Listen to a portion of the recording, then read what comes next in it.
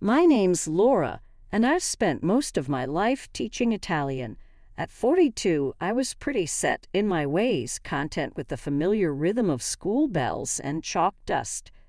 Then, my life took a subtle turn, like catching someone's eye across a crowded room and knowing something's about to change. It was a typical soggy March afternoon when I met Marco. His daughter Isabella was one of my private students, bright, eager, and always on top of her homework. That day, Isabella was busy scribbling in her notebook when Marco walked into my classroom to pick her up. "Sorry for barging in like this," he said, standing awkwardly at the door. His hair was a mess from the wind, and his coat dripped water onto the floor. "No worries at all. We're just wrapping up," I replied with a reassuring smile. "Isabella is just finishing up an exercise." Marco nodded and leaned against the doorframe, watching us. "She talks a lot about you, says you make learning fun." I chuckled, closing my books. "I try. Italian is a beautiful language. It deserves a little passion, don't you think?" "Yeah, I guess," he shrugged, a small smile playing on his lips. "I'm Marco, by the way." "Laura," I said, extending my hand. Isabella packed her bag, chattering about the lesson and how she couldn't wait for the next one. Marco listened, his eyes flitting between her animated face and mine. It was clear he was a devoted dad. As they were about to leave, Marco paused. "Hey, if you're not busy this weekend, there's a little community gathering. Food, music, pretty laid back. Maybe you'd like to come. Bring some of that Italian passion to the party?" I was taken aback, not just by the invite, but by the straightforwardness of it. "Sure, why not? Sounds like fun." "Great, it's a date then," he said a bit too quickly. "I mean, not a date, just, a friendly outing." "Got it?" I laughed, easing the awkwardness. "A friendly outing." At our first real outing, as the community band played some old tunes and kids ran around, Marco opened up a bit more over plates of food. "I'm a widower," he said, his voice a bit lower, a bit rough around the edges. "Been raising Isabella and her brother Matteo on my own. He's 12, a real firecracker." I nodded, not sure what to say, my heart going out to him. "Sounds like you've got your hands full." "Yeah, it's been tough, but we manage," he replied, poking at his food. "They're good kids. They make it easier." Over the next few days, as our conversations deepened, we met at small caves, walked through parks. It was during these walks that I met Matteo, a lively boy with his father's eyes and an infectious laugh. He took to me quickly, showing me his sketches and asking about Italy. Then Marco introduced me to his mother. She was a stout woman with a sharp tongue, but a warm smile. "So you're the lovely lady making my son smile again," she said, eyeing me up but not unkindly. "Glad he's found someone who can put up with his cooking." Becoming part of a new family wasn't something I planned meticulously. It sort of just happened, naturally unfolding as if it was meant to be. After Marco and I had been seeing each other for a while, things started to get serious. Before I knew it, I was not just his girlfriend, but a significant presence in his and his kids' lives. One Saturday morning, we decided it was time I moved in. Packing up my life into boxes felt strange, but right. Marco and the kids helped me move my stuff into their home, which was soon to become our home. "Hope you've got room for all these books," Marco joked as he lugged in yet another heavy box labeled books. "Better make room or I'm building a library in the backyard," I shot back, laughing as we shuffled around the living room, trying to figure out where everything would go. Matteo and Isabella seemed excited, each of them showing me their rooms and where I could maybe put some of my things. "You can put some stuff on my shelf if you want," Matteo offered, pointing to his cluttered bookshelf filled with model cars and old comic books. "Thanks, Matteo. Maybe I'll just add a couple of books and leave room for your cars," I replied, ruffling his hair. The real test came when I met Marco's mother, Rosa, under the new context of moving in. She came over that afternoon, her eyes scanning every move, but her tone warm. "So you're setting up shop here now, huh?" she asked as she watched me arrange the kitchen. "Yeah, Rosa, making it official," I answered, unsure how much territory I was allowed to mark as my own. "Well, just remember Marco likes his eggs over easy, not scrambled," she pointed out bluntly but with a twinkle in her eye. "I'll keep that in mind," I smiled, appreciating her mix of humor and directness. Living together meant adjusting, a lot of it. Marco worked long hours, and I found myself spending more time with Matteo and Isabella. I helped them with homework, we cooked meals together, and gradually, I wasn't just Laura anymore. I was a part of their daily routine. It wasn't all smooth sailing. There were days when I felt like I was stepping on toes, overstepping unseen boundaries. But for every awkward moment, there were a dozen others filled with laughter and shared secrets. We were finding our rhythm slow and steady. Marco and I had our moments too, learning about each other in ways only possible when you share a space. "You know, you make this place better," Marco said one night as we sat on the couch, exhausted from the day. "I just want you guys to feel like it's still your home," I said, my head resting on his shoulder. Becoming a stepmom wasn't easy. There were no guidelines or rule books, but as I fell asleep that night, listening to the quiet hum of the house, I knew this was where I was meant to be. It was chaotic, messy, and absolutely perfect in its own imperfect way. In that moment, that was enough. Rosa and I used to have the best times together before the stroke changed everything.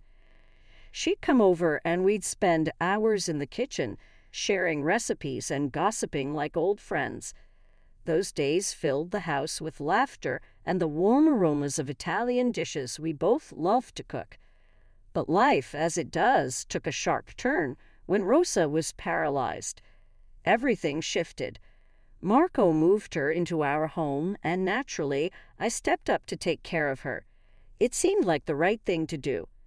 She was family, after all. However, Marco's help was strangely absent. I thought maybe he was just overwhelmed with work, but as days turned into weeks, his distance grew more noticeable. Caring for Rosa was a full-time job. She needed help with everything, and I did it all without a second thought, clinging to the warmth we once shared. But her condition seemed to harden her a bit, and our light chats turned into more functional conversations. "Did you add the basil to the sauce?" Rosa would ask sharply, watching me from her wheelchair as I cooked. "Yes, just like you taught me," I'd respond, trying to catch her eye and maybe spark a smile. But smiles were hard to come by those days. As time went on, Marco and I spoke less and less. One night, I tried to bridge the gap. "Marco, we hardly talk anymore. Is everything okay?" He was silent for a moment, then his words cut through the air. "I'm just tired, Laura. It's been a lot dealing with everything." I nodded, feeling a chill. His eyes didn't meet mine. The disconnect between us was palpable, but I pushed it aside, focusing on Rosa and the kids. Years passed, and Rosa's presence in the house became the new normal until her death. It was sudden, despite everything, and the funeral was a blur of black dresses, somber faces, and whispered condolences. But the real shock came after the funeral, when Marco's true feelings spilled out during an argument. "You're just here taking up space now, Laura. I only put up with you because you were useful, but look at you. What use are you now?" His words were like slaps, leaving me stunned. I couldn't believe what I was hearing. "Marco, how can you say that after all these years?" "It's the truth, Laura. You were here for the kids and my mother, that's it." He turned away, dismissing me with a wave of his hand. The kids, now practically adults, started showing their true colors too. Isabella, once sweet and friendly, became cold and cruel. "You really have no one, Laura. You're just here because we pity you," she'd say, her words dripping with disdain. Matteo wasn't any kinder. Why are you still hanging around? You're just taking up space, he'd sneer whenever we crossed paths in the hallway. Their words, their rejection, it gnawed at me daily. I felt isolated in the very home I had poured my heart into. The family I loved and cared for had turned against me, seeing me as nothing more than a temporary fixture, now obsolete. One evening I was setting the dinner table, hoping for a quiet meal when Marco walked in, his face like a storm cloud. "Why are you still trying to play happy families, Laura? You know it's all a show," he snapped as he threw his keys on the table. I paused, my hands trembling slightly as I placed the last fork down. "I don't understand, Marco. Why are you so angry with me? You were part of the setup, like furniture, useful for a time and now just taking up space," he retorted, opening the fridge and staring into it as if it held the answers to more than just his hunger. I stood there silent, trying to process his harsh words. The room felt like it was closing in on me. Isabella and Matteo came in, their faces mirroring their father's disdain. Matteo grabbed a soda from the fridge, his eyes mocking. "Yeah, Laura, maybe you should just accept it. You're like an old couch we should have thrown out ages ago." Isabella laughed, a harsh sound that filled the room. "Seriously, Laura, even you have to see it's true. You're just the leftovers now." Their cruelty sliced through any defense I had left. I turned away, hiding the tears that threatened to fall. "I've cared for you all, loved you. How can you treat me like this?" Marco shrugged, dismissing my emotions with a wave of his hand. "Love? That's a strong word for just doing your job, don't you think?" The rest of the dinner passed in silence, at least on my part. Their words echoed in my head. Leftovers, useless, old furniture. It was clear they saw me as nothing more than a temporary help that had overstayed her welcome. Life has a way of knocking you down when you least expect it. Just when I thought things couldn't get worse, my health took a nosedive. My legs, which had always carried me through long days of teaching and bustling about the house, suddenly became a source of constant pain. The doctors couldn't give me a straight answer at first, tossing around terms like chronic inflammation and possible degenerative issues, which meant little more than get used to it. This change hit me like a brick. Teaching at the private school, a job I cherished and excelled at, became impossible. I had to resign, leaving behind not just my income but a part of my identity. At home, every step was a struggle, every task a monumental effort. I felt trapped in my own body and, worse, in a home where I was increasingly unwelcome. Marco's reaction to my situation was like a cold splash of reality. One morning, after I had struggled to clear up the breakfast dishes, grimacing with every move, he walked into the kitchen. He watched me for a moment, his face twisted not with concern, but irritation. "Why are you even trying to clean?" "You're just making a mess," he said, his voice cold and sharp. "I'm trying to help out, Marco. It's not like I can just sit around," I replied, leaning against the counter for support. "Help? You call that help? You're more of a burden now than anything," he shot back, his words slicing through the air and cutting me deeper than the pain in my legs. Marco and the kids spent money like water, flaunting new gadgets and designer clothes bought with the inheritance. Me, I got nothing. Not that I expected anything different at this point. Their lavish spending was a slap in the face, a constant reminder of where I stood in this family. On top of that, Marco and the kids loved to remind me that I was only in their house out of pity. "Don't push your luck, Laura," Marco would sneer. "Remember, you're just one argument away from being out on the street." Their words were like a cage, locking me in a life of quiet desperation. But one day, I stumbled upon a website for private tutors, teaching languages online. My heart raced as I explored the possibility of teaching Italian again, reconnecting with a part of myself that I thought was lost forever. I dove into setting up my profile, my fingers trembling with excitement as I typed out my experience and qualifications. experienced Italian teacher, personalized and engaging lessons. I wrote, before long, I was booking my first session. The thrill of teaching, of speaking Italian, of engaging with eager students, it all came rushing back, filling me with a warmth I hadn't felt in years. Each day, as Marco and the kids left, I transformed a corner of my room into a makeshift classroom. I started with a few students, but word of mouth spread fast. My schedule filled up, and I found myself teaching more and more. "You're really good at this, Laura," a student told me over a video call, their words bolstering my confidence. I started receiving glowing reviews, and my rates went up. As my reputation grew, so did my earnings. It was astounding. For the first time in a long time, I was making my own money, more money than Marco even. But I kept this to myself. If Marco or his kids knew, they'd surely find a way to claim it or ruin this for me. One afternoon, after a particularly rewarding session, I sat back and let out a long, satisfied sigh. Just then, Marco walked in earlier than usual. He eyed my setup. A laptop, notebooks, Italian flags, and teaching aids scattered around.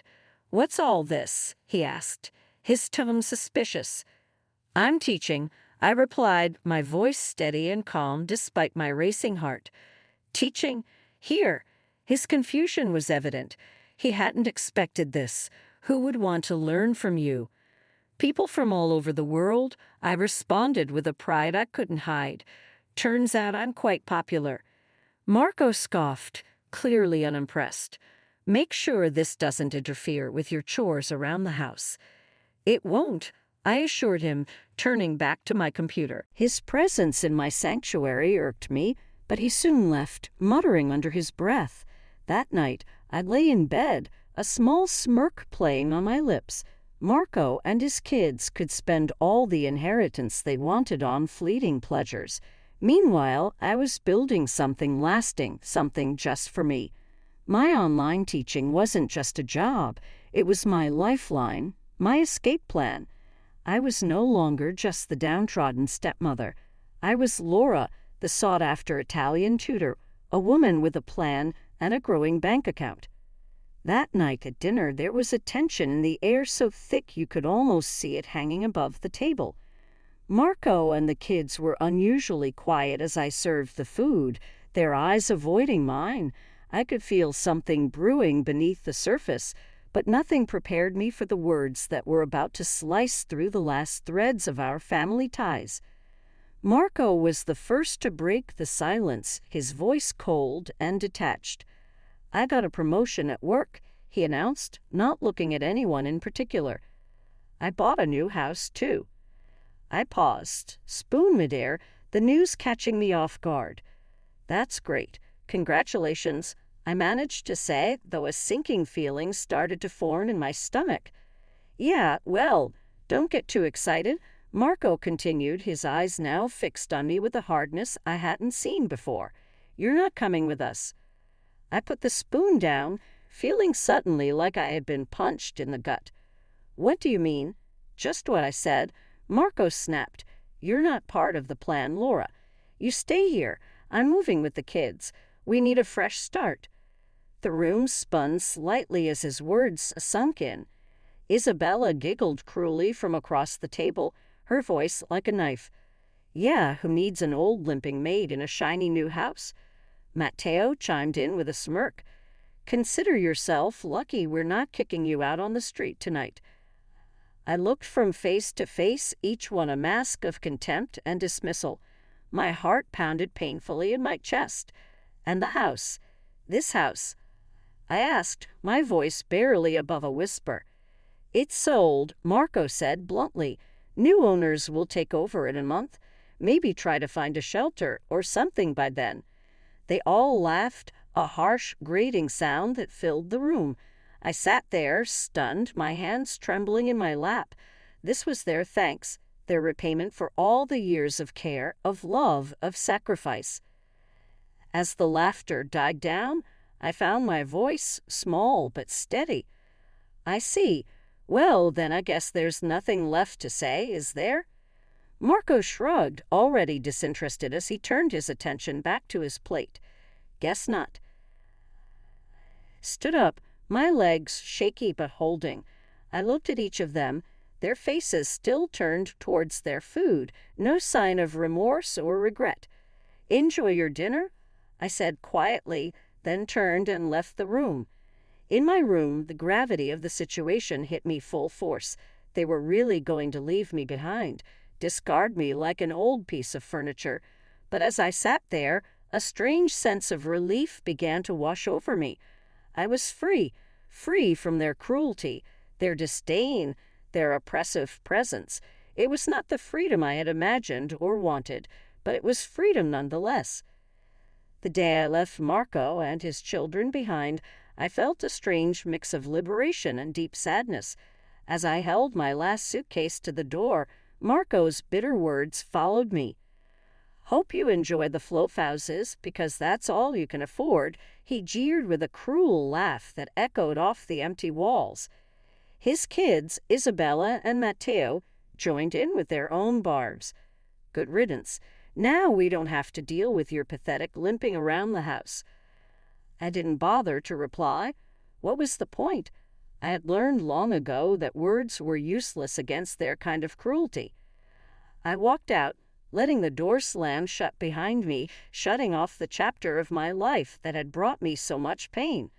Moving into the apartment I had rented in secret felt like the first true breath of fresh air in years.